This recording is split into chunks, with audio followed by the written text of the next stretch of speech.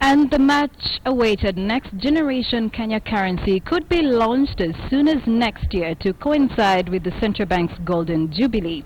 The bank is expected to roll out the new currencies and notes that adhere to the constitutional requirements by this year. Article 231 of the Constitution states that notes and coins issued by the Central Bank of Kenya may bear images that depict or symbolize Kenya or an aspect of Kenya, but shall not bear the portrait of any individual. However, the current generation of banknotes all have the portrait of the first president of the Republic of Kenya, the late Jomo Kenyatta. The news came as Treasury Secretary Henry Rotich announced that the new Central Bank of Kenya Bill 2015 has been passed by the Cabinet and will therefore be forwarded to Parliament for debate and ratification. The bill sets out the objectives, functions and powers of the Central Bank, providing for an effective autonomous monetary policy committee and establishes proper governance structures for CBK, including a clear separation of functions between the board and management.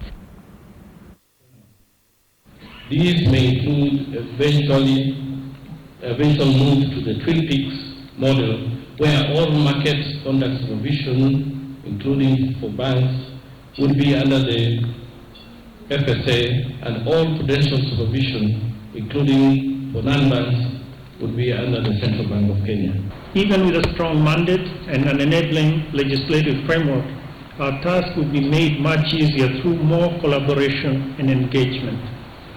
The Central Bank of the future will therefore be a much more proactive institution in its public engagements. We will match our operational independence with greater accountability to our core constituencies.